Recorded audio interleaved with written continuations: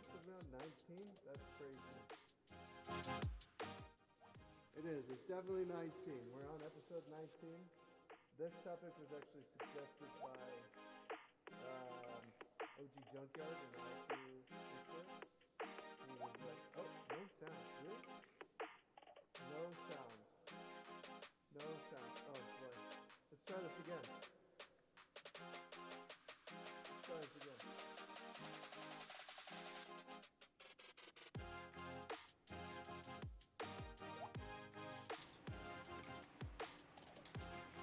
Okay, here we go. Podcast episode. No, we're totally good. Nothing happened. It was totally normal. Podcast. Yeah. No one saw that. Podcast. Podcast episode 19. We are finally 19 episodes into this thing, which means there's a bright future for all of us. Today's episode was the topic is mostly first it was suggested by OG Junkyard in the Infinite Quality Discord.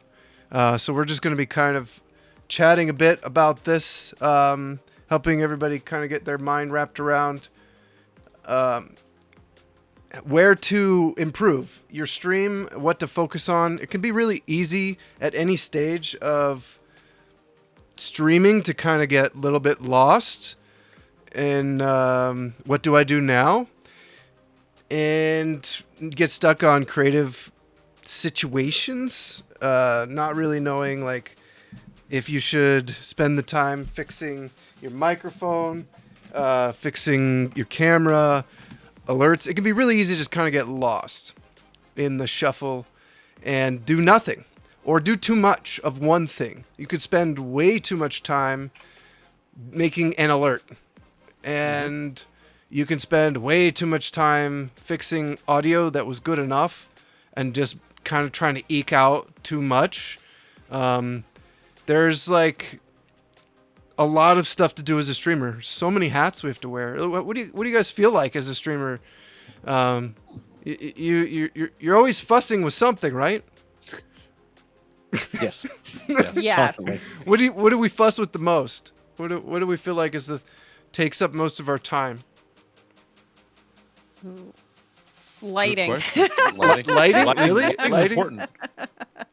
But I think Lighting's that's just important, and more- it's one of those things that's very difficult to do if you have a limited space. Like if you're like me, where you have like literally like 2 feet behind you and like 2 feet to the side, right?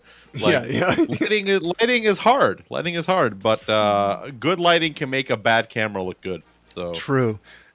How you getting it tuned in and it's one of those things that the great thing about lighting is that once you have it set, you generally don't need to change it around so much. unless you're doing something crazy, like Unless each you're doing something stream crazy. is like I'm standing up, I'm sitting down, I'm on the couch, I'm over here, and then your lights are all over the place. Which I think for most people, like most people who start out, right, are usually just in the same kind of spot all the time. Yeah. It definitely it helps to have presets, but I feel like getting your environment into a presentable space is a big help because once you have everything arranged the way you want it to, and you have everything lit the way you want it to, you have your camera angle the way you want it to be. That's generally stuff that you don't have to mess around with on a day-to-day basis. Hopefully. But the camera itself can be kind of its own nightmare. It can. If you have a C920 or any Logitech camera, like how much time is spent on wrong camera settings being loaded or the camera resets and Every time I load OBS, every time I open OBS, I have to adjust the camera. and even like a good camera has some fiddling. Like this AverMedia camera that I'm using and now Eachermeats has can be the software can be finicky, and if you bypass the software, that can help. But maybe you want to use the software, and so there's just so much stuff to get caught up in. So let's talk about first. I think like it would be good to kind of aim towards brand new streamer first. So somebody who's literally like never streamed, and they spent a ton of time just getting OBS working, plugging in their camera. They have let's say whatever microphone, um, and they're live for a good week. What's the first thing? Do you guys think it should be equipment or like a plan, like goals? What do you guys think is the first thing a brand new streamer should try? Now they're streaming. They have a thing to turn on. What's the first thing they should work on? It's a good question. Uh, I think practice. all things I don't know. equal, some of the art stuff, I think having something to give back to the community that might be interested in them. So if it's follower emotes or, if they're affiliate level, making sure that you have emotes available just So to maybe- get people on board. Maybe the answer is work towards affiliate. Mm-hmm. So that would be a good first goal. Yeah. So more like goals. I think goals is probably the place I would suggest people to kind of start. If you don't know where you want to go, you're going to end up somewhere you may not want to be. And I think the biggest mistake a lot of brand new streamers make is probably not watching other streamers that they like and figuring out if they want to be there or what kind of stream they want to be. I almost always, from every streamer I've ever discussed their channel with, they always say, I first started doing X and I didn't like that, so I had to do Y now. And there's always this transitionary. And some of that you have to kind of feel out, I think. Yeah, you're not going to know exactly, but you should pay attention to other streamers who are doing well and try to figure out if that's where you want to be. What do you guys think about that? Mm-hmm. I think even before goals, like at the very basics, a brand new streamer should practice talking to themselves. Yeah. I was actually just about to say the same thing. Yeah. Get comfortable in front of the camera. Yeah. Learn how to exist in front of something that watches you constantly. What do you guys 'Cause do?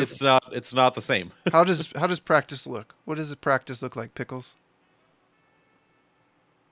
I mean, if you're just starting out, practice, like, my suggestion would be to go to an incredibly flooded category and then just start streaming and then talking. Because chances are people aren't going to find you in a flooded category, but they might still. And So you're trying to not be found at this point. yeah, just but that way you're live, and there is the chance that somebody can come in, but it'll be like a slower drip of people, like the slowest possible drip, and then but I don't know. That's pretty good. You just gotta So- get comfortable doing the things. So I think also part of this should be you have to watch your own VOD a lot and see what you can improve. If you don't know that you're too quiet, then that's a problem. If you don't know that the gameplay is too quiet, then that's a problem. So you got to kind of watch your own VOD and figure that kind of stuff out. We always say this: watch your own VOD and figure out what's bad. And that's true at every level. Even if you're top tier partnered streamer, you should be worried that your streams look and sound good always. You shouldn't really phone this in. There's no movie director or TV show producer that doesn't watch the thing before they release it. And unfortunately, as a live stream, we have to fix after the fact. We don't get to the way you make the next stream work better is by watching your last stream and fixing the problems that were there. And sometimes those problems take a long time to figure out. There's so much to fix too. So that's why we're kind of talking about how to prioritize here. But I like this tip, practice being on camera, practice talking to yourself. What And are when you're just starting out, when you're small, you have the most room for error as possible. true? Because you can screw up every stream, and it's not going to affect growth or anything. You can mess up all week that week and learn from it. Messing up is okay. That's the process of learning. I think too many people also don't get started because they're worried about being perfect right away. Right. Mhm. So this is good advice to be like, just go and go badly, and then go better, and then go better, and then go better. This advice applies to, ironically, both for Gunpla and for streaming. Your first take isn't going to be good. There's going to Yeah. be scuffs. There's going to be scratches. There's going to be dents. Yeah, this But is true of the everything. more you do it, the more you do it, the more you'll know ahead of time how to head off problems at the pass, as it were. Right? I think the problem Um, is a lot of streamers they have this pressure that they put on what's being broadcast as being like any moment I could get the top 10 streamers could raid me and it has to be perfect before I go live, and that's not going to happen. And you're never going to be ready no matter what level you're at for the top streamers to come in and raid you. There's always going to be like an afterthought of, oh, I really wish that wasn't that way. Well, that happened. But on the flip side, what I would say is you should always be ready for a single person to come in. You should always be ready for somebody new to waltz in and say hi. Yeah, well, And that's how kind you of react to that is going to be extremely important, and how quickly you react to that. And like that's probably Yeah. another thing I would say. Like if you're new, get really used to being able to look at chat while like just get one eye to be like drifting towards chat. Whatever you have to do. I actually put my cell phone with chat on it below my main screen, so that way I could see like if things move, I could look over and then see what was said. Yeah, okay, Like that's good. that's my way of alerting myself that chat is happening, right? Yeah, have as So many like, chats. whatever as you need to do. That's kind of why I said to be, when you're practicing, be in a flooded category, because somebody might show up, but like you don't have to feel that pressure of like 20 new people coming in all the time, like throughout Yeah. the whole thing, if you're still like a little nervous about it, Yeah, So being in the flooded category would kind of just slow that, but it'll help you if you're mindful of trying to keep that Yeah. keep your eye on chat, like that. The slower drip would help. You Was also kind of what I was getting at earlier. yeah, and you want to keep in mind too that like streaming is such a technological situation that no matter how much you prepare or try to make yourself ready, there's no amount of preparing that can make Snapcam good, right? Like there's I feel like that was a direct attack on me, and I recognize it. I it's recognize not it. you. You're just a good example of Oh, yeah.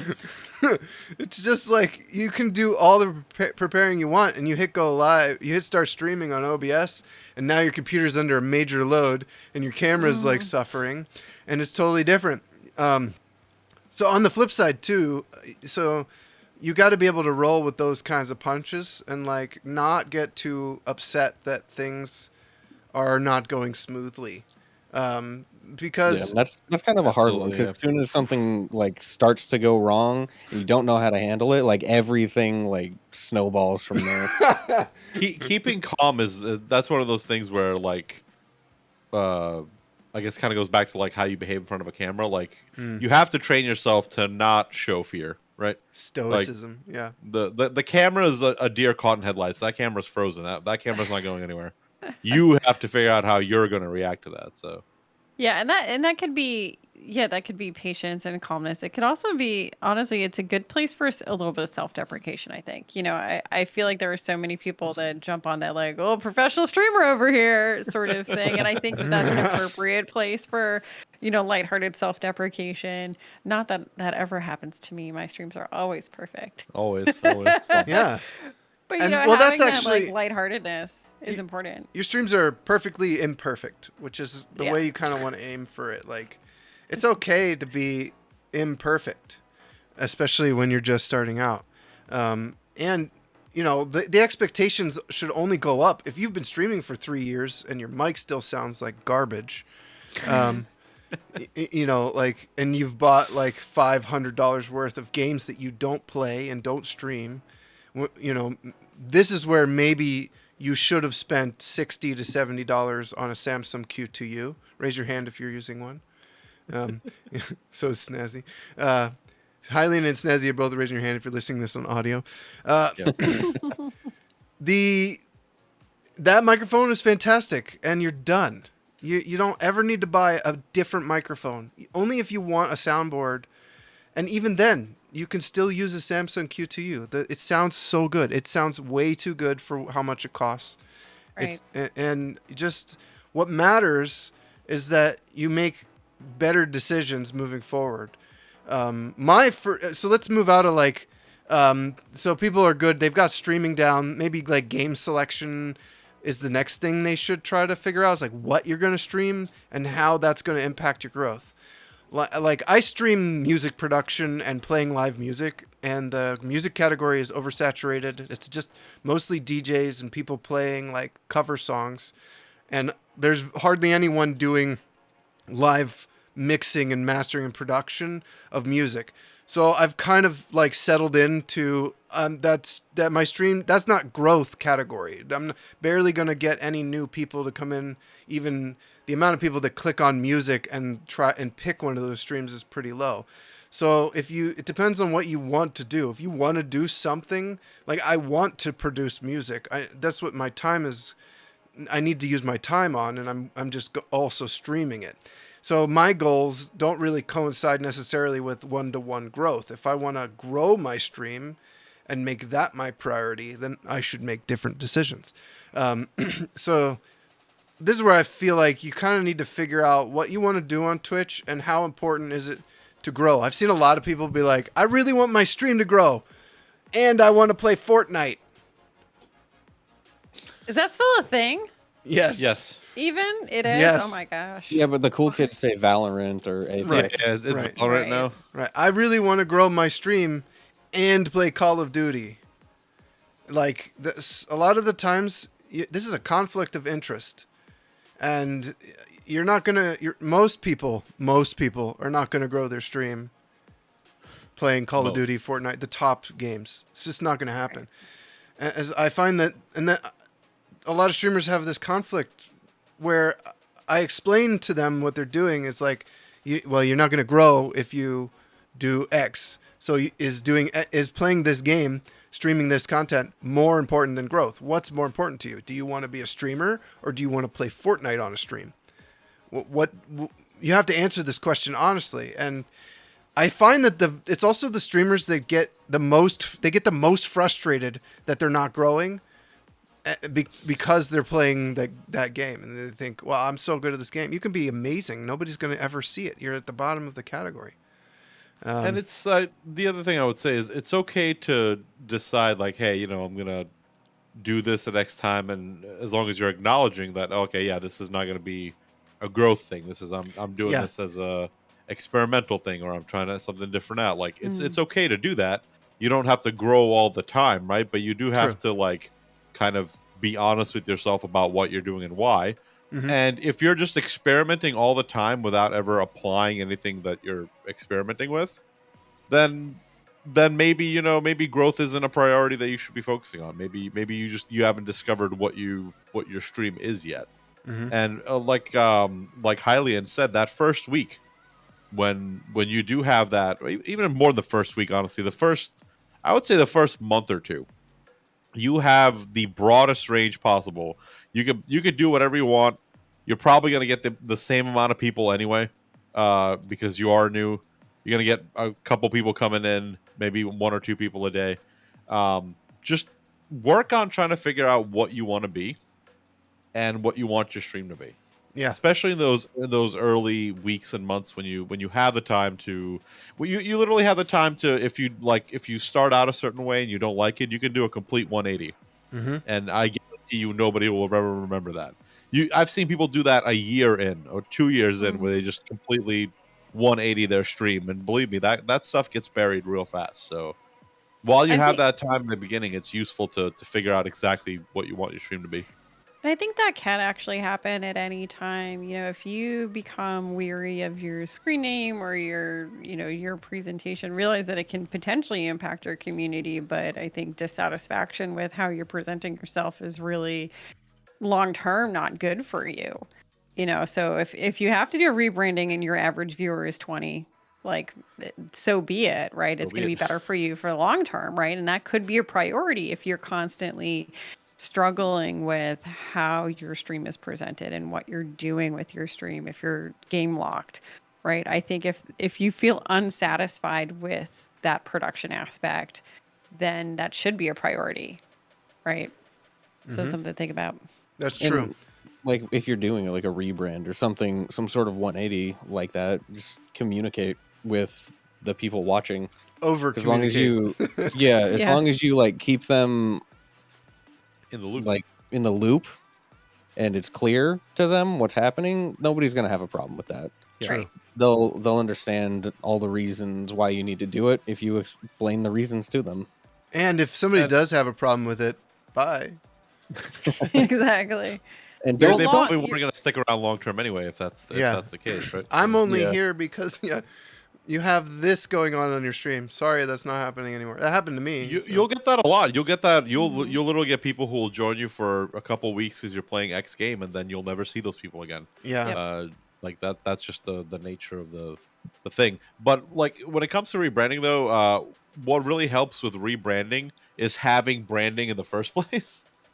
having somebody who knows what they're doing when it comes to branding. Yeah, I guess we should back up and mention that, huh? Have some sort of brand. Now I'm embarrassed. I push branding very hard, and you guys, as three of my main clients, know that I find branding to be incredibly important because it allows us to have a page to work off of. With proper branding settled, you get to just create. You don't have to debate and figure out and play with colors and fonts. It's so easy. You go into the alert system to make an alert. You want to upgrade your alerts. You're like, okay, I've been streaming for a while. My alerts are like, vanilla. So I want to use some GIFs and I want to use some stuff.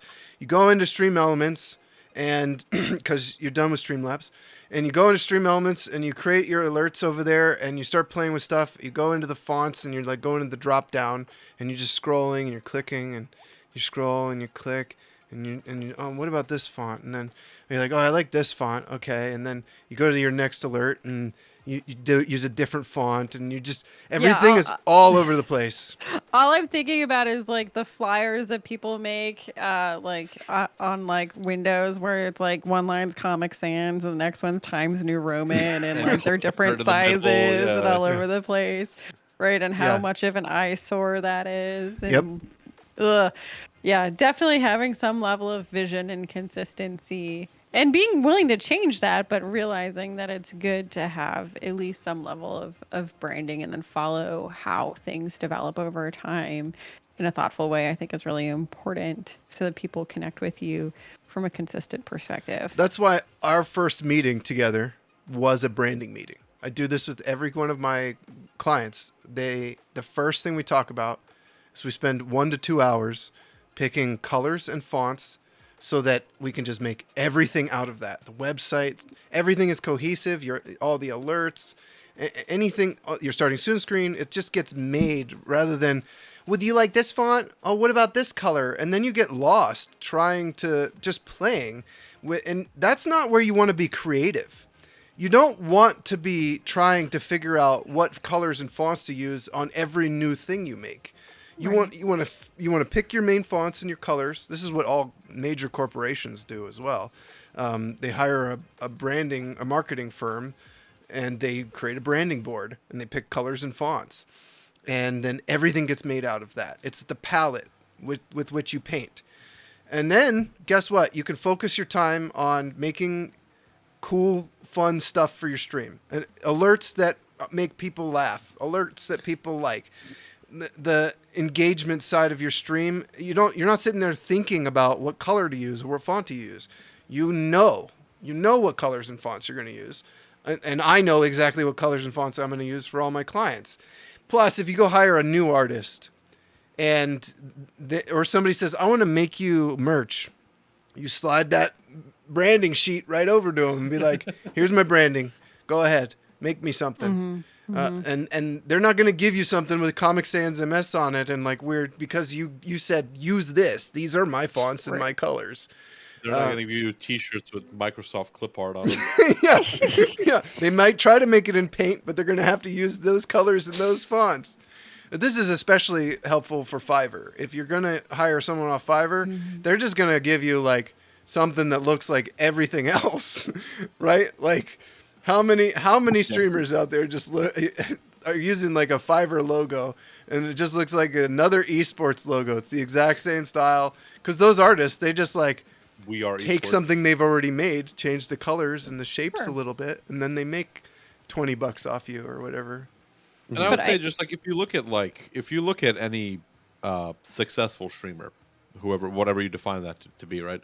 You'll never see what I call clown barf, where like every scene has different font and colors, like all their Never heard it panels are called that, and I mismatched. love it. Unless Like it's all on the purpose. panels are mismatched. Like you never see that. It all ties in at least in some way, and that's because inherently we all know we'd rather look at something that's a little more organized and cohesive than something that's just chaotic and all over the place. Mm-hmm. Well, I think that's the idea of kind of. It's almost. I don't want to say it this way, but it sort of is the way. Is like creating the air of legitimacy, or that idea of almost faking it till you make it, in a way where I think one of the things that we minimize as a priority, but sometimes for people who are just like perusing or considering, who's legitimate, who's not, whatever, things as simple as just like get a domain name, right? Just get a basic website. You don't even have to do much with I never touch my website. I'm bad at that. But like, it's having that air of legitimacy, I think, helps people gain confidence in you as a personality, as a streamer, as a creator. So it's even little things like that. Was it like $20 a year to have a domain name? Get a basic website Oh down no, with your it's contact info? less than that. Yeah, it's That's not an expensive at one. all. Yeah, yeah. If you get a .live, it's $20 a year. If you get a Right. .com, it's $12 a year. So Yeah, I was fortunate enough to get a .com, but like if you're able to get a website and just pay for it every year, and you're able to just kind of get some of those basic things that shows that like, hey, I'm a business person. I'm someone who's legitimate. I think that helps your self-confidence too. Mm-hmm. In a weird way, it's like the subconscious like booster, and I think it should be a higher priority than some streamers place it as, just because it's something that we don't always think about, is the value of having a specific email address or a specific website, and outside of just the little microcosm of Twitch. Mm-hmm. And True. Also Discord. It's Mhm. free. Oh yeah, Discord is get a free. Discord like pronto for Always. sure. Yeah. It's free. Free 93. True. There's a lot of things that are free that are in this category of improvement. Alerts, it just all costs time, I guess. Streamer bot. Bots, yeah. Yeah, using the right bot is super important, because what happens is you're going to spend hours and hours and hours if you don't have someone like me that can just walk you through it so you don't have to like worry about it. You're going to spend hours and hours and hours on the wrong bot, or a bot that's dead, or a bot that it costs money.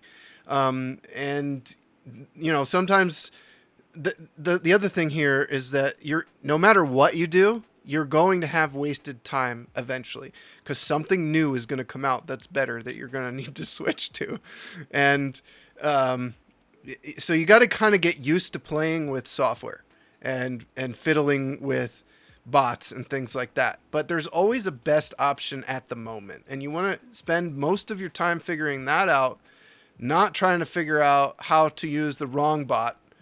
And then that thing goes dead, and or it stops working, and it's not going to get an update, and all of your stuff is just gone.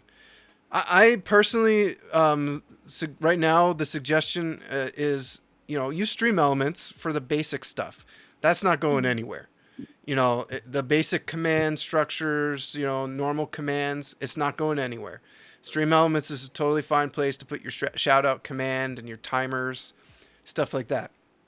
If you want to do fancier stuff, streamer.bot is the go-to bot right now. It doesn't cost anything. There's a massive Discord community with all kinds of advice and help that you can get trying to figure out how to do all kinds of crazy stuff. Streamer.bot has made my streaming experience insane. I could push one button on my floor pedal thing and have multiple things happen on two different computers at once, which is insane. Like that's crazy. So streamer.bot is a good place to kind of maybe spend some time. We're all using it except Snazzy. We need to get you on streamer.bot, right? Yes. I think it'll run on your computer, so we should try it. We hope so. So Yeah, that's another thing is making sure that you're, putting your computer's resources into smart places. So maybe not SnapCam, right? If you have a computer that has limited resources. Optimizing what you do have, optimizing OBS, optimizing your other Yeah. software. Mhm. Nesting your scenes in OBS is a big one. Yeah, absolutely.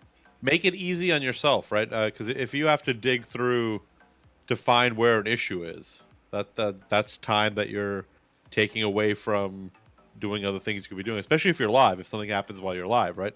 You want to be able to pinpoint issues immediately and not have to like, oh, did I put this in this scene? Did I put this in that scene? Like, know your structure, right? Like, it has a lot of merit to be extremely organized. I think you do yourself a massive disservice being disorganized as a streamer, because I've had people contact me and be like, I bought this camera, but it's never worked. I've had it for 2 years. It's never worked. And I'm like, well, let me see your OBS. And they have it in 2 different places in OBS as like it's hooked into a scene they never use, and it is working. It's just working over there, and it won't work where they want it to work because it's activated in a different scene. This is why you want to do the scene nesting thing, which I have a video on this on the IQ channel if anybody wants to figure out this stuff. There's tons of free help on the IQ YouTube channel in this category: how to improve OBS, how to do scene nesting, get your audio situated. So just go watch those videos, and then come ask me questions on the Friday stream on this channel if you have need further help. But basically, what you want to do is spend your time wisely, because once you have OBS set up properly and everything's hooked up in the right place, you've got scenes all nested. When things break, they become so much easier to troubleshoot, because you don't have your camera copied and pasted a bunch of times. It's just in once. You fix it there, it fixes everywhere else. This also helps with upgrading your alerts. You want to add a new alert that's like going to be in a bunch of different scenes. You don't want to like have to go and put it in all those scenes. You want to put it in your foreground scene or your one scene that's in all the other scenes already, and then guess what? You put it in there, and it's everywhere else, and you're done. And this allows you to be more creative and figure out how to do cool things, rather than trying to just fix one broken thing that's broken everywhere. This is how you can spend your time wisely.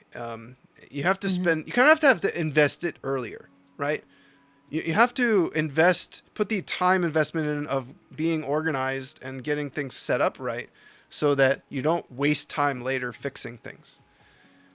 We've all wasted a bunch of time fixing things. This is all because we've made those mistakes. Yeah. It's all about, there's a learning process, right? And I think that's part of growing as a streamer too, is just trying things and failing at them sometimes. But, being thoughtful, there's a lot of really great information out there about how to do stuff simplified with what you have, whether it's kind of potato or if it's high end. So I think, especially with like OBS, there's so many great ways to optimize OBS that saves you time. And if you're someone who is not good with hotkeys or coding that kind of stuff, maybe investing in a Stream Deck is really smart for you. I'm definitely a Stream Deck person. I probably actually don't have it optimized as well as I should, but it's one of those things that's not super expensive, but it's able to organize how I transition really easily, because I don't remember hotkeys. Like, my brain just doesn't do hotkeys. So instead I can just look and see like, oh, this is my BRB screen, right? So you have to think about where your strengths and weaknesses are too, and realize that something that's a good investment for me may not be a great investment for you. If you're someone who is very easily uses hotkey transitions or, optimizes things that way, then maybe that's not as good of an investment. No, it's true though, right? And maybe you are someone who is less comfortable talking in front of a camera. So maybe investing in online public speaking classes, right? A one-on-one thing would be a better investment for you versus a Stream Deck. Right, so you have to think about things that are going to be really helpful for you as an individual as well. I personally don't feel like I need those types of classes, but I think that there's a lot of people that may benefit from those, right? Yeah. Where some people really don't need a stream deck. I absolutely need one. Yeah. Right? So you have to think about what you have available and where your weaknesses, perceived weaknesses are, and what you're willing to do to work on those too. Yeah. Agree. And that just comes with time. Like the more you stream, the more you're going to find out those kinds of things and what you may or may not need for the future. Yep. And it helps if possible. If you have somebody whose opinion you trust, have them. Have them if they can drop by your stream. Have them give you some constructive feedback on that you might not be able to see. Right. So if you have that luxury of having somebody there who can critique you, definitely take advantage of that. I think in IQ, there's a lot of people that would do that. I think there's a lot of people that would be willing to go watch 10 to 15 minutes of your stream and immediately be able to tell you if your audio is good or if it's bad. So, ask. I think don't be afraid to ask for help. At worst, somebody will tell you no, and then you go nothing ask somebody else. changes. You're not in a different situation. you're still in the place where you still need help. Don't be afraid to ask for help. And I think there's a bit of a risk though that there's unfortunately a lot of companies that are starting to get a little bit wise to the streaming industry being a market. And there's a lot of tech that's coming out like branded towards streamers that are very expensive options. And I think it makes a lot of people who are new streamers feel like they have to buy those lights or, a Go XLR. And none of that is true. And sometimes that's actually a huge waste of money. A Go XLR, as cool as it seems, I feel like is very overpriced. And I would never, ever recommend it. I think sound has been the way you produce sound has always been a soundboard, and I think that's where your investment as a streamer should go, not in these one size fits all style solutions that a lot of companies are coming out with, and it's very easy to think and fall into this trap where you think, oh, if I buy the most expensive thing, like you don't need an SM7B. You don't need the most expensive, most popular gear at all. I think a lot of people get confused with me because I always push gear, but I'm like super frugal. Like if you're gonna listen to me and get my advice on gear, I'm gonna tell you to buy the thing that costs the less and gives you the most bang for your buck. That's my goal for myself. I don't have a lot of money. I don't want to go and I can't buy a Go XLR. But if I'm going to spend, if I did have money for a Go XLR, I would put that into a really nice soundboard and a good microphone and good sound cards, rather than trying to get something that's, Go XLR is another one of those pitfalls because it's software driven. And again, you don't want to tie yourself to too many things that are just software driven. It's a nice thing about a soundboard is, there's Windows drivers, but if there's no software to crash.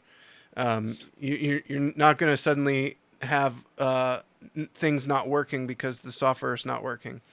And also, do your research, right? Just because you see Elgato tweets a lot of streamers on Twitter, doesn't mean that Elgato is the solution that you want. It might be. It might be the solution that'll work for you, but until you look it up, you won't know. They're a good example of hit and miss with the technology in this space. Their earlier products have some things that are not described on the box that I think a lot of streamers would be frustrated with if they found out later. For instance, their internal graphics card or capture cards that a lot of people invested hundreds of dollars in do not pass through 444 color. And if you're on a PlayStation 5 and you've got a really nice monitor, and you plug in your PlayStation 5 to your capture card and you run your cable up to your monitor, it may not look bad. It may run well, and it's gonna do all the stream stuff, but your $300 monitor is at half the color space. that is supposed to be, and your $600 gaming console is not displaying its full colors on your monitor. And so, like, I don't know, you may find that out someday and be like, "What?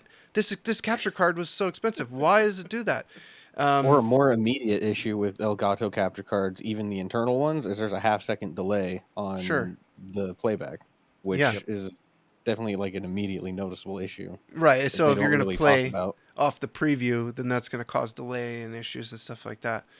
So yeah, definitely. You research is a massive thing that you need to do. It's very easy to just buy the thing everybody has and then not realize that it's actually going to be a major pain to use that thing that you bought. Um, it's very easy to just kind of copy the industry standard, but we're not talking about, like, there is no industry standard with streaming. That's the problem. The standards are a discovery space. We need there's tomorrow something new could come out that makes all other things like moot. Like, you would never want to buy any of that stuff. Buy this instead. This space is so new, and it's weird. It's a weird space to be in.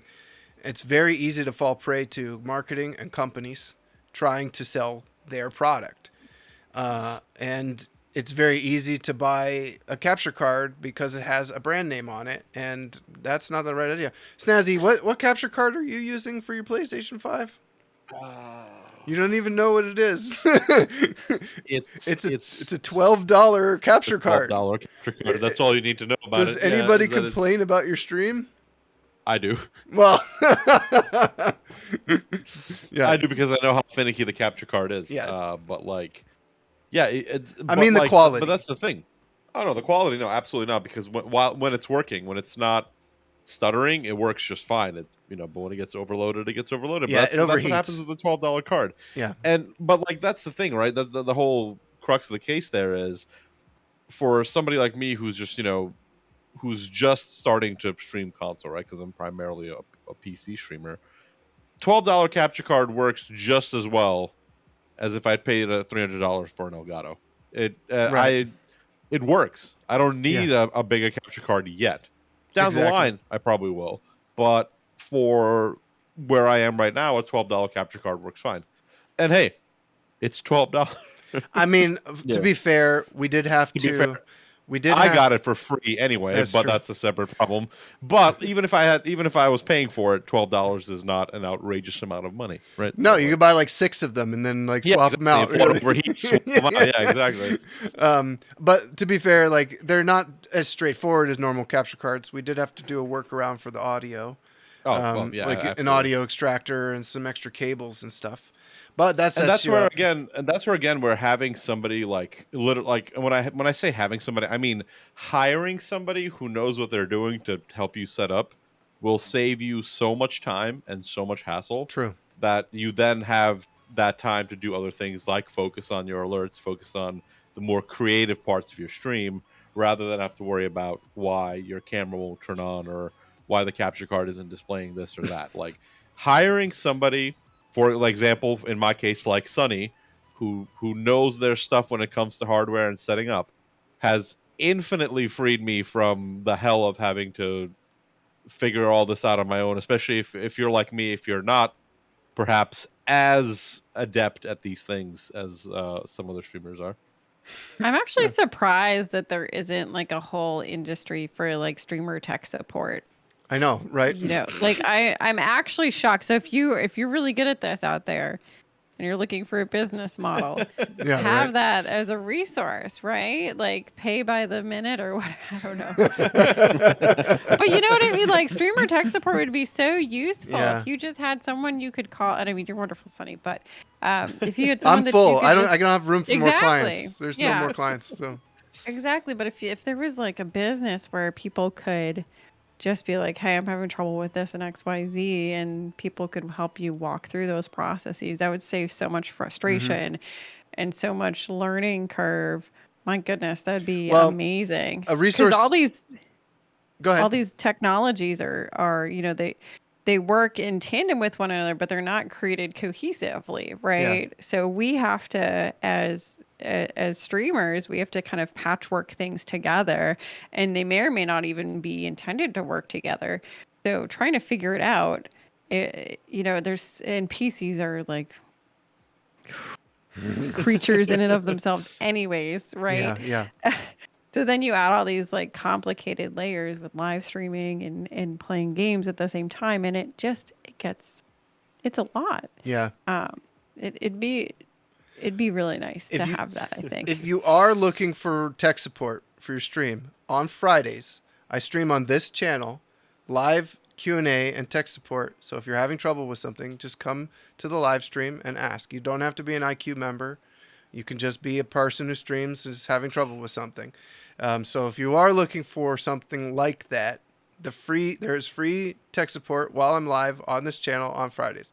So, And even outside of that, like just don't be afraid to Google what other people have done. True. In that situation, right? Yep. Instead of trying to sit there and scratch your head, why isn't this going? Like, go on Reddit, see if somebody has a problem with that exact same thing that you're having a problem with. It'll like you might spend some time looking up that kind of information, but it'll save you time and hassle in the long run. So True. And most of all, don't despair. Like there's no problem that's insurmountable when it comes to these kinds of things, especially hardware. There's always a fix. Obviously, the fix might be more time and money invested, but there's always a fix. There's always a fix. Yeah. Nothing is above being repaired. So yeah. Yep. This is all the good. hard part, I think, with like just looking stuff up though, is that like there isn't an industry standard, right? So many people sell themselves as incredibly confident about about what you're trying to find. So For you, I would say like watch like multiple videos on True. the same thing and see what's consistent through them, because you just listen to one person. I mean, it could be mostly good advice. It could be bad advice. True. Right. And one of the things I find too is like, especially if it's a software that gets updated pretty frequently, what you'll find is maybe an old YouTube video that has a lot of views, but it's from like 2 or 3 years ago, and the fix is no longer the current fix, right? You have to be cognizant of that. Yeah. All that sifting through can be a huge challenge. Percussive maintenance. There we go. My favorite thing, just tap it. So it's definitely trying to get used to how to search for stuff thoughtfully, or having good resources, I think is a good, investment. Having that plan B, if you will, for when things are breaking, and trying to anticipate breaks before you go live. Like, don't update your stuff right when you're about to go live. Yeah. Test things. Test it out. Yeah. Do not roll those dice. Yeah. If that OBS upgrade is coming, don't do that an hour before you go live. That's not the time. Yeah. Yeah, that's true. Yeah. Like when it comes to like games or anything, like even if it's a console game, I'll always like turn it on and play it for like 5 minutes before the day before I plan to stream it, even just to make sure that everything over here is ready for when I do start tomorrow. Mm-hmm. Like I won't have to worry about anything. I can just turn everything on because I know it works. Mm-hmm. That's a good idea. There's always going to be something you're going to have to roll with. Like sometimes you start a game. This is true for older games. You'll start a story-driven game, and then all of a sudden there's a cutscene, and it's super loud. And you couldn't have really planned for that because you didn't play the game yet on stream. Or it's too quiet, right? That's a big one, yeah. That happens as well. So, you got to kind of get good at both fixing things while you're live and trying to prepare for things to work before you go live. Graphics card drivers, do not update your graphics card driver right before you go live. Unless you are willing to do a full wipe, like display driver uninstaller, restart in safe mode, business, install the new driver, because this happened to me. This happened to me the other day. I updated the graphics driver, and I take the risk because I know what to do. I know how to fix all this stuff. I can it's not going to put me off, but If you're really not as tech savvy as I am, I honestly like when things break, it's like okay, I can tell people not to do this. So I kind of like it's better for me to let me make the mistake. Let me do the updates, right? I'll update OBS before a stream because I know how to go back. But you shouldn't if you don't know what you're doing and you're not like real tech savvy and stuff. Be very careful, and because I updated my graphics card driver the other day, and my OBS was just freezing. I wasn't even live. I was just setting up, and I was messing with things, I was moving layers around, and OBS would just suddenly freeze. The first freeze didn't even happen for an hour into me playing with things. So I could have been live for an hour before it froze. Then they were happening like more consistently. So you want to be very careful about this stuff. This is why you need to give yourself time to play and test your stuff, especially if it's a new situation in a new game. Make sure the game is going to run. Make sure your controller is going to work. Make sure that the audio is working the way you want it to. Hit record on OBS and record it for like 20 seconds and go watch the recording and make sure everything's all good that way. There are ways to test. On that topic as well, have a backup plan. If you're starting a new game and that game suddenly turns out to not work for whatever reason, have a backup that you could fall back on, so that you don't have to like spend an hour trying to get something to work that maybe isn't ever going to, right? Yeah. Have something in your back pocket where you can go like, okay, this didn't work. Let's do X, right? Mm-hmm. So plan B, True. and C, and plan D. Have multiple plans. Yeah, that's a good idea. It's a good idea to be over prepared, basically. A lot of the major streamers like that.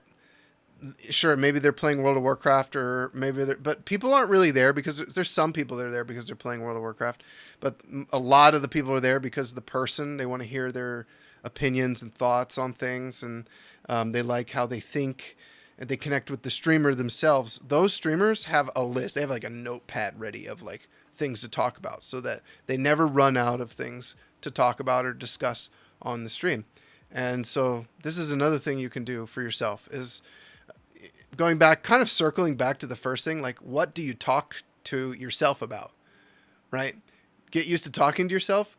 Well, also have stuff to talk about. It can be really helpful. Here's one of the free things you can do to improve your stream and your persona, your personality on stream. Work on your personality. Have interests. If all you like to do is play this one game and you play that game off stream and that's all you do is play this game, you don't read comics, you don't listen to music, you don't watch movies, you don't watch TV shows, it might be very difficult for an audience to connect with you over just that one thing. You want to try to expand yourself, expand your mind, be open-minded. And it's okay to do a bunch of stuff that you dislike because that's what you can share, right? I watched this movie. I didn't like it. This is why I didn't like it. If you don't watch the movie, you don't have an opinion to share. You should be willing to watch and expose yourself to things so that you can talk about them. So it's a good idea to kind of go after I find a lot of people will close the door on stuff, and I'll be like, well, maybe you should go watch this movie or whatever. It's pretty popular right now, or this Netflix play show. Play this game, Yeah, or play this game. Yeah, and they'll be like, I'm not really into it. That's not my thing. I'm like, but like, you this is so that you can talk about this stuff on stream. And like, I tell people to play Bayonetta. You're gonna hear me say that all the time. just so the people who love Bayonetta are going, if you love Bayonetta, they're going to attach with you. People that don't like Bayonetta, they can attach to that with you. These are ways for you to kind of connect with people. There's like cult classic movies that you should watch just so that you can be like, have an opinion on it and share that with people. It's a good idea to kind of expand your exposure to things. This is why reading comics, watching movies, watching anime. People tell me that they don't like anime, and it's just I'm like, which ones have you watched? I don't really watch anime. It's like, well, how can you have an opinion on it if you haven't watched it? Well, it's back to like the idea of meaningful investments, right? So sometimes the meaningful investment is actually investing in things outside of your stream, right? So that you have stuff to bring to the table. So it's not even just financial investments. I think a lot of it is giving yourself substance as a human. Yeah, yeah. That's so true, though, True. It is true. right? To give yourself substance as a human, so that people can connect. I can't talk. Connect with you on different levels. If you don't want to be a game locked, single challenge runner of one thing always forever, that's kind of what you have to do. Is to be a human that is able to connect with things. You can have all the bells and whistles, but if you're a potato, that's not super compelling for most people. So I think one of the most meaningful investments is the stuff you do outside of stream. Absolutely. And the practice, or we mentioned earlier, like when you practice talking to the camera and stuff, and practice like just talking to yourself. Also, very important, practice how to transition from topic to topic.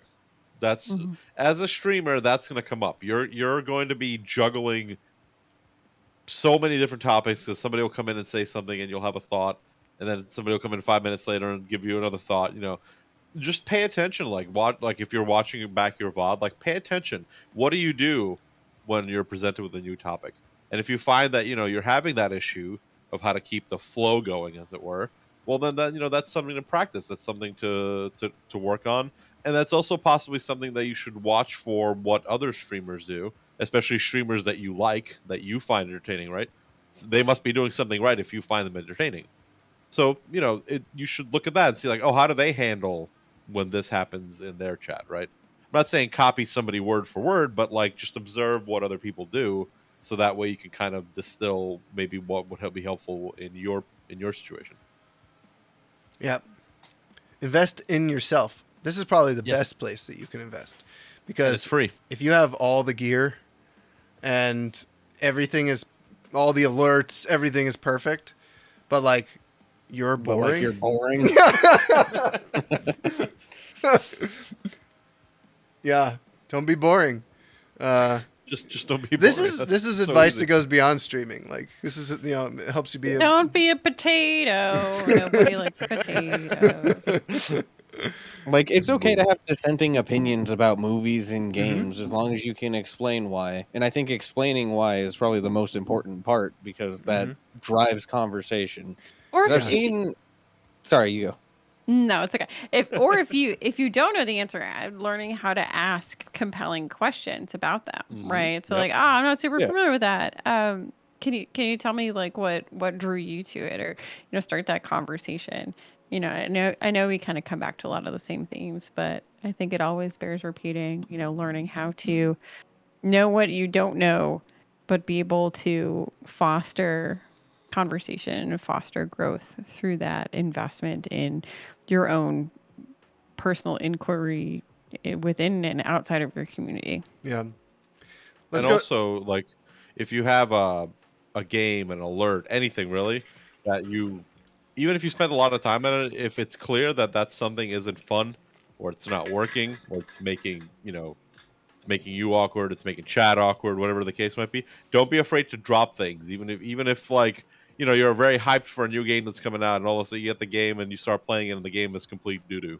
Like, don't be afraid to drop it and go like, well, I don't want to keep going with this because it's not fun.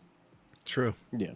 Let's transition to hanging out with chat. Chat's probably got a lot of interesting takes on this stuff. Did you guys see anything? If you guys said something in chat that we missed that would be relevant to this conversation, feel free to drop it again. So we've got Perm says you should learn arts and humanities. Yep. This goes. Well, part of like investing in yourself and having like a hobby or a different kind of thing you can do, like for me, that's drawing, and that's been helpful to have on stream, to not just be playing games, have a day where I can draw. And bringing it back to when Snazzy said, make sure you have a backup plan. Like if I don't have a game that I'm going to play, or the game just doesn't work and I can't figure it out, I always have drawing to just like fall back on. Like, I can do that instead. I can do that all week if I need to. And it doesn't have to be like high key either. You can just go into just chatting and talk about stuff that like Sunny said, like you've seen a movie recently. Talk about a movie. because that's you're going to engage people whether they liked it or not. Because everyone who liked it is going to tell you how much they liked it, and everyone who hated it is going to tell you how much they hated it. So it's like, Sometimes that can be the good engagement, you know. Like Yeah. I don't Yeah. dislike my friends who liked movies that I didn't like, or Yeah, or exactly. didn't like movies that I did like. You know, you just think And- about them differently. You don't. and you having still think about dissenting them. opinions in chat also drives chat. Like if you have like a couple people that are saying it's good, a couple people that are saying it's bad, you can then drive that conversation and get a lot of out of a very simple thing as watching a movie, right, or reading a book or playing a game, even outside of just actually streaming the game. So True. do tier lists, guys. There you go. Just do tier lists. Tier lists are Everyone an loves a good easy tier way for list. engagement. Everybody has an opinion. Tier lists are easy engagement. Yeah. Yeah. It's very easy to get caught up in trying to make a show that nobody wants to watch. So right. Like going back to the Fortnite example, you've got the coolest overlay ever, and you've got all these awesome alerts, but nobody wants to watch you play Fortnite. So you kind of have to also keep that in mind too, right? What is it that you're making that people actually want to watch, and how do you invest in what you're doing so that people want to watch that? Sometimes what you want to do on stream totally conflicts with what people will watch. So, like I've known everyone says play Bloodborne, but I've known streamers that just die as soon as they play that game. Send them to Mario Kart, they've got a crowd. They've got people hanging out. You put them in Bloodborne, no one is watching. No, and Yep. The amount of people who are like, "Oh, Bloodborne's a great game to grow your stream on." It's like, I don't know. Not for everyone. Not for everyone. Even people who are good at Soulsborne games may not be the place to go, because maybe people don't want to watch you play Bloodborne. So I think it's always like be careful of those like things that like publicly everyone says that streamers need to do. Like, oh, you need to stream Soulsborne game. You need to stream this game. You need to stream that game. Always be wary of like if there's a lot of like public pressure to do something. Like just because a lot of people are saying you should doesn't mean you should. maybe you should Like, play the game, Maybe you should, maybe you shouldn't, and there's only one way to find out. not stream again, it, but play it. Yeah, so play that you it have first, the maybe, exposure yeah. to the game or whatever. Yeah, play it for 5 stream minutes, it see if in you like it. Discord to those Yeah, people or that that, want to yeah. watch that. That's actually a pretty good way to kind of get a gauge on if people will actually watch you stream it on Twitch. If they're gonna watch you stream it on Discord and you've got 15 people hanging out, okay, then maybe take that to Twitch if your viewership is around 10 to 15 anyway. But if you can test things out in the Discord and figure out how to stream. I have a good video on the IQ channel about how to set up Discord for streaming, even console games. So, And Discord is a much narrower medium as well because obviously, like you Discord people you are already control a bit of how much who joins the Discord and stuff. Well, Mhm. hopefully, right? Mhm. So like you can. like Highly had said in the beginning, you won't get as overloaded on Discord. If you're streaming on Discord, people come in and out, but you definitely won't have random people like you would on Twitch. So that can make Right. it a lot easier to be yourself and to get more comfortable with the game and before you take it to a broader audience, as it were. Mm-hmm. Yeah, that's the other thing too. Is something can feel like it's working on Twitch. So Gasfrog said you can get follows but no lasting viewers. Yeah, farming follows is basically an empty metric. It does nothing. It's the viewers. I've seen people with 5,000 followers and 50 followers, and they both had 3 average viewers. So And that's follower where things count, that's like why follower count doesn't matter. If we're talking about investing time and effort into a thing, don't invest anything into like follower count. Like, don't worry about it. Don't invest like If you feel mental compelled to energy. celebrate it, then, have a good have a Well, good yeah. alert and celebrate be it. grateful that people followed your channel. That's fine. But I just mean, because Don't And we're invest also- your talking worth about into it. Yeah. yeah, exactly. We're talking there are about free putting resources things out there, in- for example, like Sully Gnome, that you can keep track of how many people are watching what you're doing, how many follows you gain for doing X thing, and How like long they stay. yeah, how long they stayed. Like use those tools. Like if you aren't tracking in some way, shape, or format what the engagement with your content is, then you won't know what your engagement is. You won't know if you're doing something wrong, right? if your head is buried in the sand, if you're the ostrich, you don't know what's going wrong. The only way to know is to do a little bit of self-reflection, as it were, right? True. Yeah. True. All right. Does anybody have any other final thoughts about this chat and us? Let's wrap this up. If anybody has any final thoughts, Skeleton Man said he invests in his hair, which I think is actually that's actually good advice. You can. That is a thing. How If you can grow luxurious beard, do it. how you look Gets on clicks, camera dude. is kind of important. Whether it's good or bad, it has to have purpose. Like if you're wearing a hot dog costume, that's purpose. If you're wearing a mustache, that's purpose. If you're wearing a wig, that's purpose. If you're wearing face tattoos, that's purpose. You want to have purpose behind your image on camera and have it be thoughtful. Also, your camera angle is important. If your camera angle is like, if you've just got a ton of headroom and all people can see is your room and you're just like, your eyes, no one can see your eyes. These are things that you need to go and look at your stream.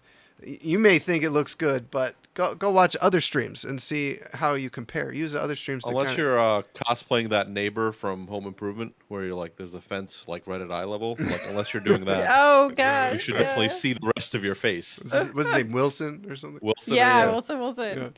Yeah. Having something notable for sure, like Chat's on something, but being okay with the idea that you're gonna have to answer questions about it. Yeah. Probably repeatedly. Yeah. If you have something Also really true. yeah. noticeable. Also true. Well, purpose is important. Like, Meets, you have your background set up. You put like little phrases on your chalkboard, right? Yep. So there's like major purpose. It's not just like these are cool looking. You have like a message you've put into your stream into the background. Literally. Yeah.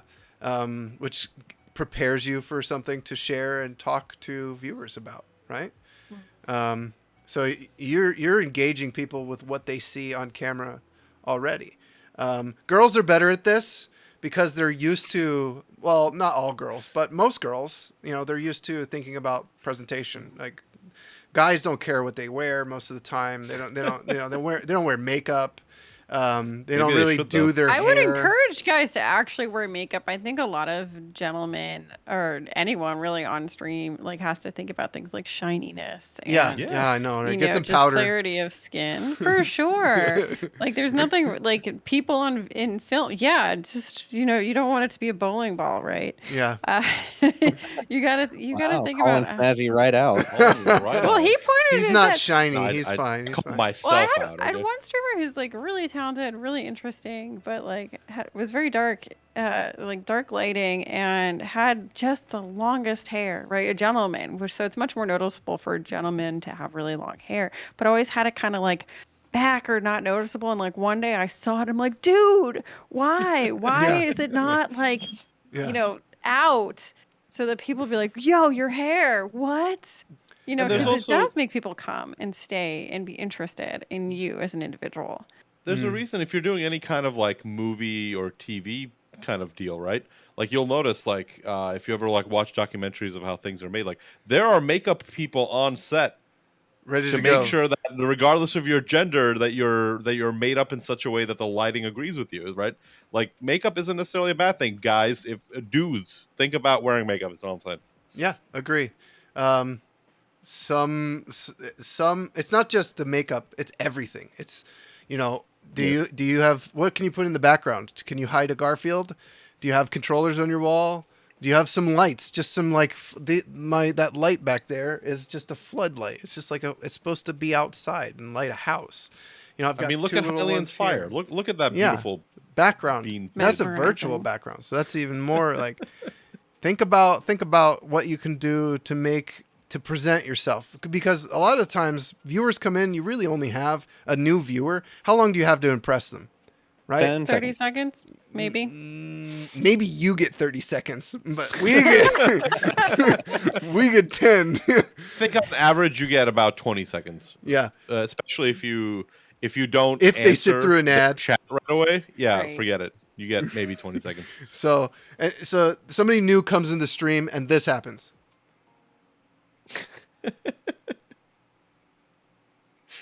Deadpan. Yeah, nothing interesting. Who's gonna follow that? Right? That's not a stream. You get like 8 seconds to kind of make an impression, and not every moment on the stream can be high energy, can be a joke, can be like you don't want to do that. That's awkward anyway.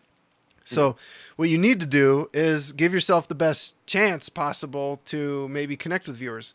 People being able to see your eyes if you've got a camera, that's important. Snazzy's right.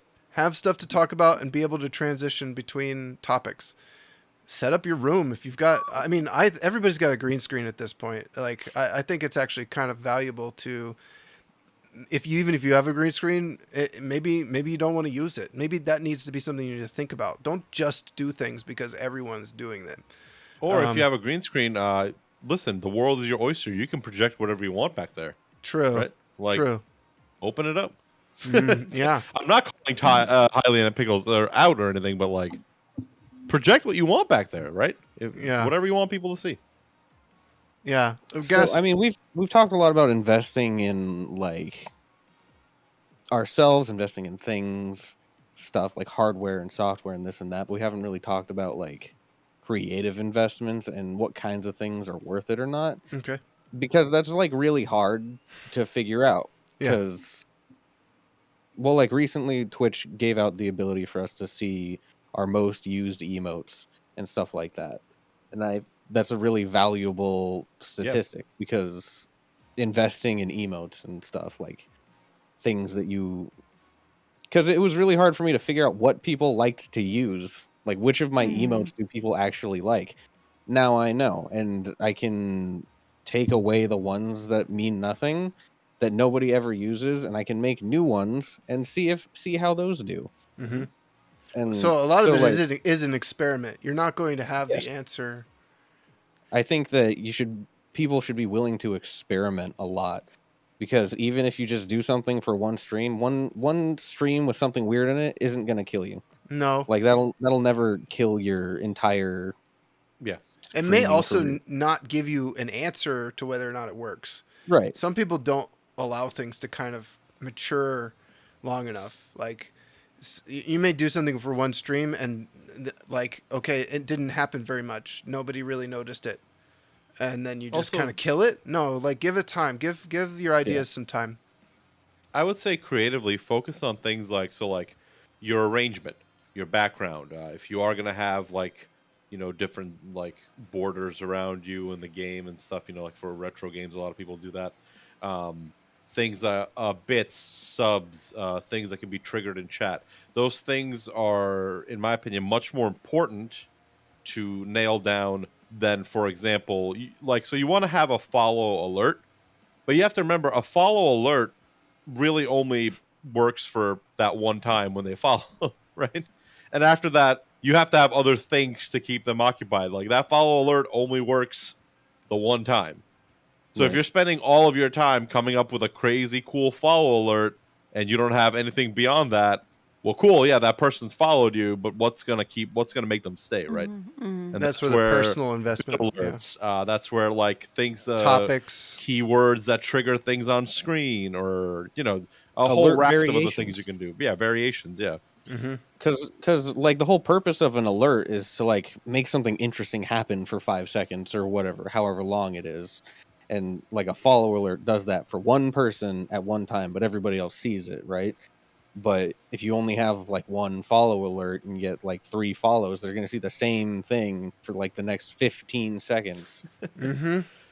Which goes to say, like, make your follow alerts short and simple. Don't overdo it. That and variations are happen a lot. And and if important. You can, variations, absolutely. They can be really subtle. Like just change the color, change the sound effect, use a slightly different GIF, put a mustache on the GIF. Have a secret alert, like a 10% chance alert, or 1%. That's always fun. Like a really rare, like super rare. Rare is good because then when it happens, you're excited too. The streamer's like, "That's the rare one!" Like that I haven't seen that follow. That almost never happens. Alert variations are a key place. We did talk about how You don't want to get. This is why you don't want to get caught up in playing with fonts. You want to get caught up in playing with what's the 1% alert.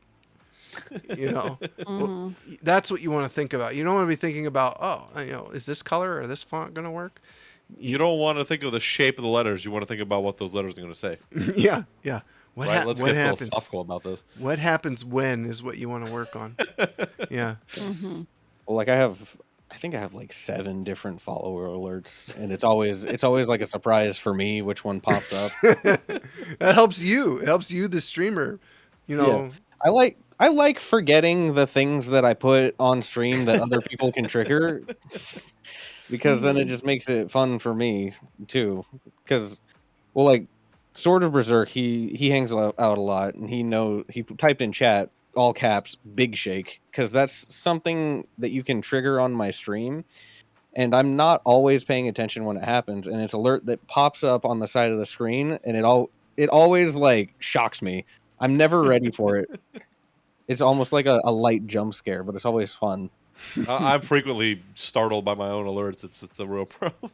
Oh, good. I'm glad I'm Sometimes not it's the only entertaining one. because, like, you'll be like hyper focused in a game, and all of a sudden a silly alert comes flying out of nowhere, right? And Yeah. it gives the viewer something to laugh about, something to connect with. So This is a Stream Elements thing, right? We would pretty much tell everybody to use Stream Elements because you can expand on your alerts in this way.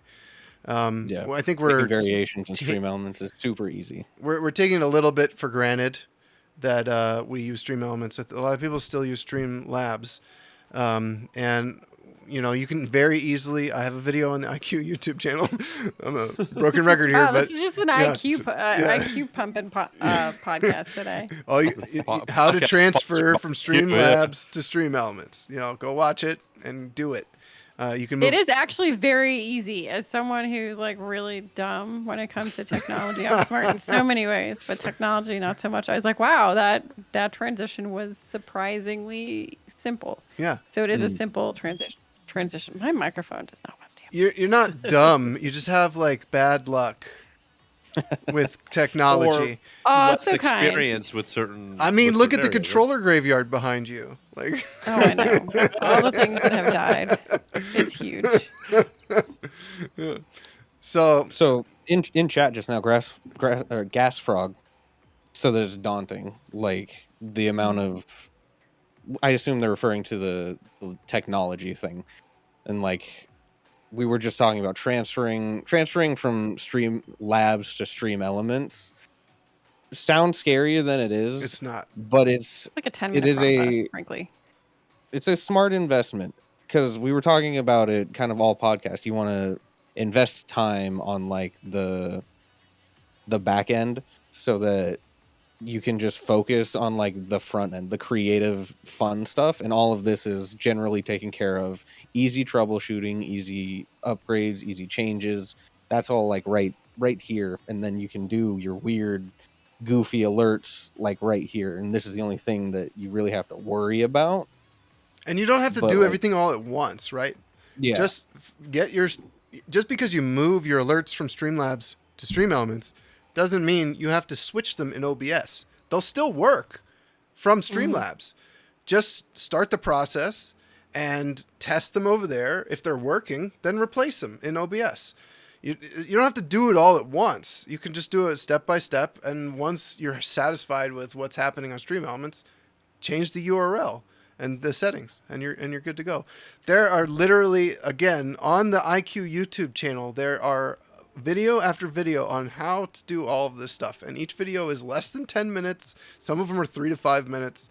You can go through everything on the YouTube IQ and get your OBS set up with scene embedding, and get Streamlabs set up, Stream Elements set up. Move from Streamlabs to Stream Elements. All of that stuff is available over there. You can just take the time, watch each video, do one at a time, and doesn't have to all be done in one evening. This is a long-term investment in streaming. If you're scared of improving and making changes to your stream, Streaming is going to be difficult for you forever because that's all this is. Next month, there's going to be something else to change and something else to create and something else to play with. And then the month after that, there's going to be something else to change and something else to play with. This is what streaming is. It's not a one and done process.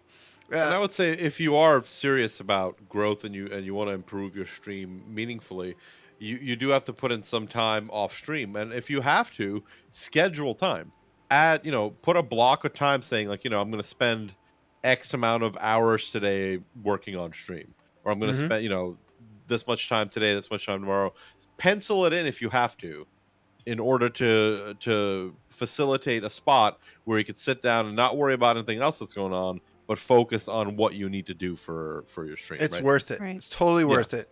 And, don't stream for 6 hours, stream for 5. Spend 1 hour before stream fiddling, right?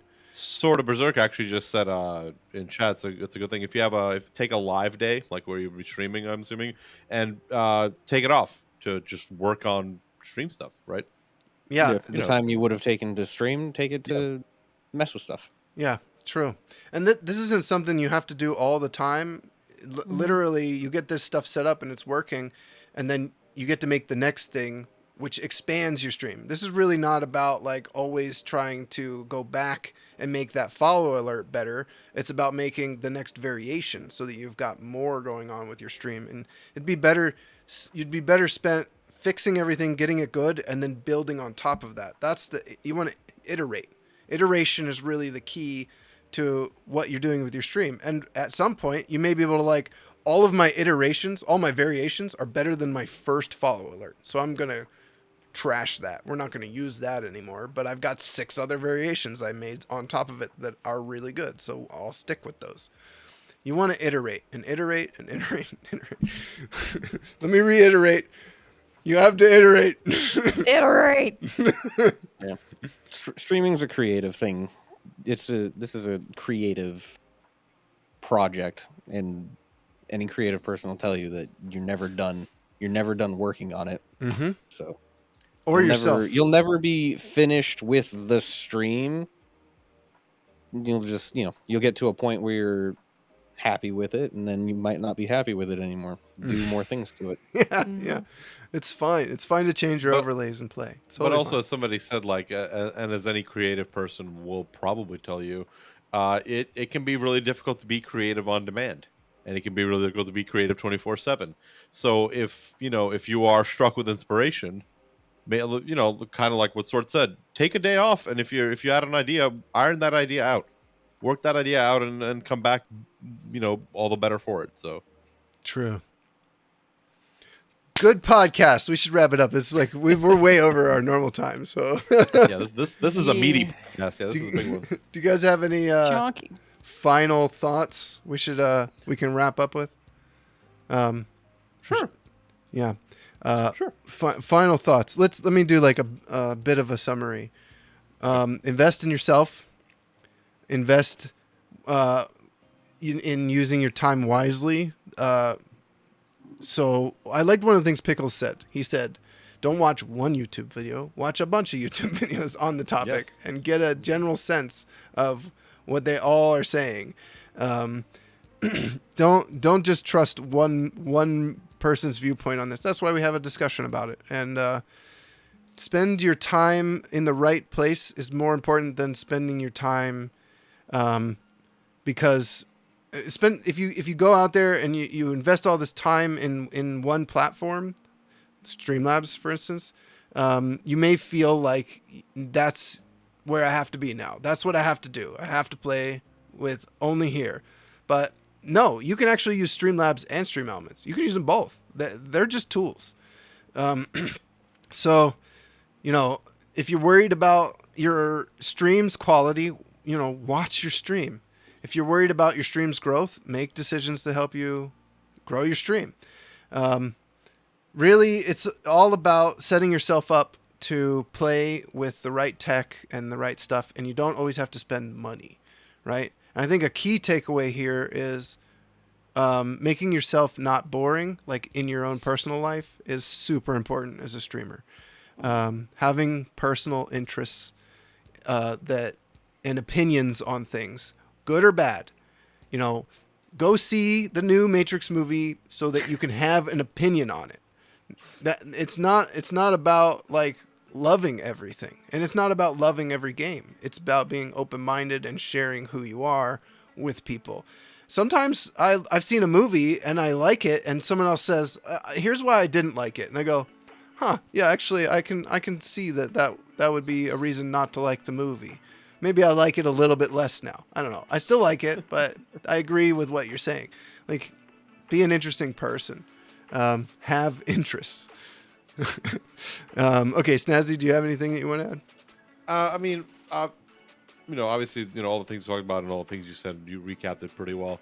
The only thing I would add is just a personal tip that worked for me. It might work for you.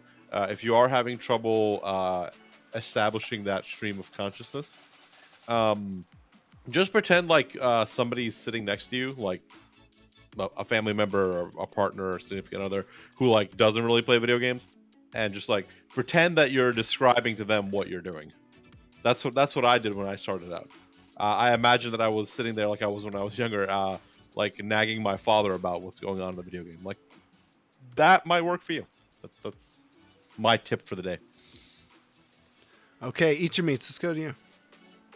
I mean, you guys can kind of hit most of the nails on the head. I think the concept of investment is so multifactorial and it's so different from person to person. And where you might need investment is going to be different, between myself or Snazzy or yourself. So really, I think it's important to take that time that we talked about to be introspective and realize that the place where you're able to invest and where you might need to invest are going to be different, right? So figure out how to make your experience better and easier and more comfortable in a way that's thoughtful and what's the word I'm thinking of? Don't you hate that? Yes. Streamlined, I guess. Streamlined, I guess, is a good word for it. I think, yeah, you get the most bang for your buck. Realize you don't have to be top notch in everything, but realize that there are probably places where you're going to get more out of your investment than other places, right?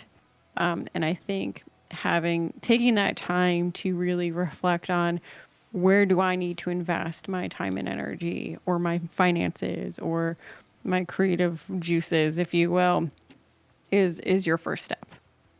Mm-hmm. Pickles? Don't be afraid to experiment. Have fun. If you're you can do something weird and it'll be fine. If you're a small streamer, you're just starting out, you have the most flexibility of anybody. And I would say even like sub 15 viewers, you still have plenty of flexibility to do whatever you want. And just come back the next stream like nothing happened if it didn't go well. Yep. Don't be afraid to have fun. Don't be afraid. There you go. I'll say that a lot. Don't be afraid to have fun. Take chances. Take it. All right, that's our YOLO. episode. Yes. I want to thank Snazzy Bastard, Highland Pickles, and Eat Your Meats, and everybody in chat. We will be back next week with more on Wednesdays. If you're listening to this on another platform, Spotify, YouTube, wherever, please join us live on Twitch. We do this at 4 p.m. Pacific time, so do your translations. Infinite Quality Live on Twitch. If you guys need tech support live, hang out with me on Fridays on this channel, Infinite Quality Live on Twitch. Check out the Infinite Quality Live YouTube channel, or just go to infinitequality.live. Type that into your browser and check out our community. If you would like to apply, if you're a Twitch affiliate, if you have any questions, email us. And that's the show. We'll see you in the next one. Don't forget to like and subscribe from YouTube. Hit the notification button, that bell guy. That bell button, yeah. I left it for you. YOLO, YOLO. IQ, hashtag not a gang.